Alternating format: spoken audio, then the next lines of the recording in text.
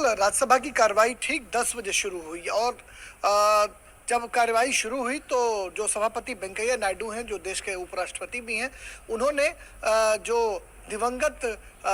भारत रत्न लता मंगेशकर, जिनका कल ही निधन हुआ है, उनके लिए उन्होंने सदन में श्रद्धांजलि अर्पित की और सदन की कार्रवाई को 1 घंटे के लिए स्वर्गीय लता मंगेशकर के सम्मान में जो है वो स्थगित किया गया। और 11 बजकर कुछ मिनट पर जब सदन की कार्रवाई शुरू हुई तो राष्ट्रपति के अभिभाषण पर जो धन्यवाद प्रस्ताव पर चर्चा कई दिनों से जो चल रही थी पिछले हफ्ते, उसको पूरा कराने की कोशिश जो है वो की गई और अब तक चर्चा जो है वो कराई जा रही है। जो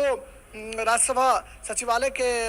जो सूत्र बताते हैं उसके मुताबिक शुक्रवार तक 7 घंटे जो है राष्ट्रपति के भाषण पर धन्यवाद प्रस्ताव पर चर्चा जो है वो पूरी हो चुकी थी। आज जो है आज चर्चा को पूरी कराने की कोशिश की जा सकती है, लेकिन 5 घंटे की अवधि अभी भी बाकी है। अगर हम 7 घंटे के बाद की अवधि को अगर हम काउंट करें तो 11 बजे से लेकर अगर देखें तो 11 से 12 और 12 से 3 यानी 4 घंटे की चर्चा आज भी हो पाएगी। और 12 घंटे जो है राष्ट्रपति के भाषण पर धन्यवाद प्रस्ताव के लिए 12 घंटे अवधि जो है वो मुकर्रर किए गए हैं।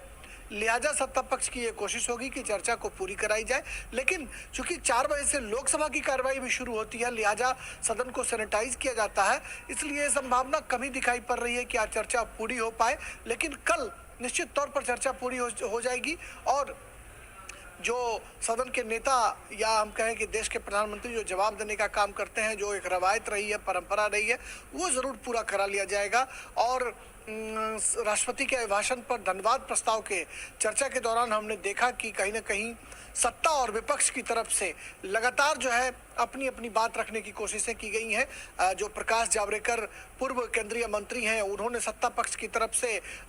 अपनी बात रखी और कहीं ना कहीं सरकार के द्वारा जो किए गए कामकाज हैं, जिसका उल्लेख राष्ट्रपति ने अपने अभिभाषण के दौरान किया था, उन बातों पर वो मुहर लगाते हुए दिखाई पड़े। वहीं विपक्ष की तरफ से कई ऐसे नेता थे, खास करके आनंद शर्मा की बात करें तो उन्होंने सरकार की मुखालफत भी की और राष्ट्रपति के अभिभाषण में जिन बातों का जिक्र था उसको लिए सरकार को घेरने की कोशिश की। रामदास अठावले जो केंद्रीय मंत्री हैं, उन्होंने हास परिहास का भी एक दौर जो है सदन के भीतर चलाने की कोशिश की। उन्होंने उनकी अपनी परंपरागत एक शैली रही है और मल्लिकार्जुन खड़गे जो विपक्ष के नेता हैं, उन पर कुछ चुटकी लेते हुए भी रामदास अठावले देखे गए। बहरहाल राष्ट्रपति के अभिभाषण पर चर्चा जो है वो राज्यसभा में अभी जारी है। जी राजेश, अगर कुछ पिछले सत्रों को देखा जाए तो जिस तरीके का हंगामा हमने देखा है सदन के भीतर, बनिस्बत उसके ये सत्र अपेक्षाकृत छुटपुट हंगामों को छोड़ दिया जाए तो शांतिपूर्ण ढंग से संपन्न हो रहा है, बहस हो रही है, विमर्श हो रहे हैं, सवाल जवाब हो रहे हैं और एक स्वस्थ परंपरा फिलहाल आगे बढ़ती दिख रही है। देखिए, निश्चित तौर पर रजनी बहुत ही मौजूद सवाल आपने पूछा कि सत्ता और विपक्ष दोनों के बीच एक सामंजस्य का जो है वो माहौल देखने को सदन के भीतर एक लंबे अंतराल के बाद दिखाई पड़ रहा है। करीब 10-12 साल से मैं भी संसद कवर कर रहा हूं और इस दौरान हमने देखा है कि भारी हंगामा, चाहे यूपीए का शासनकाल रहा हो या फिर एनडीए का शासनकाल, सदन में व्यवधान पैदा करने की कोशिश निश्चित तौर पर की जाती रही है विपक्ष के द्वारा। लेकिन इस सत्र में अगर छिटपुट घटनाओं को हम छोड़ दें तो कहीं ना कहीं चर्चा जो है, बहस विमर्श और वोट का जो सिलसिला है वो जारी है और ये कहीं ना कहीं स्वस्थ लोकतंत्र के लिए एक अच्छा संकेत हम कह सकते हैं कि लोकतंत्र में सत्ता और विपक्ष के बीच टकराव की स्थिति कई बार दिखाई पड़नी चाहिए, लेकिन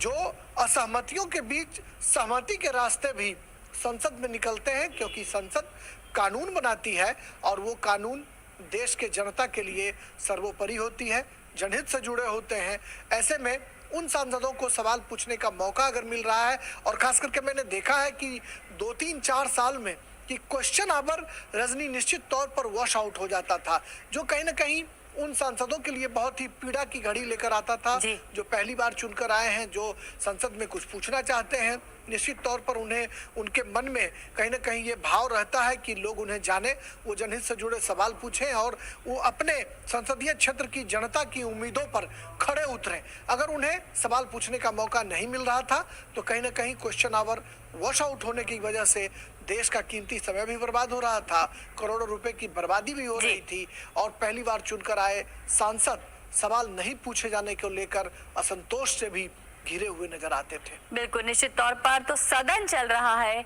ये सबसे सकारात्मक बात है। बहुत बहुत शुक्रिया राजेश राजा आपका इस तमाम जानकारी के लिए। अमित प्राइम में यहाँ रुक रहे हैं एक छोटे से ब्रेक के लिए।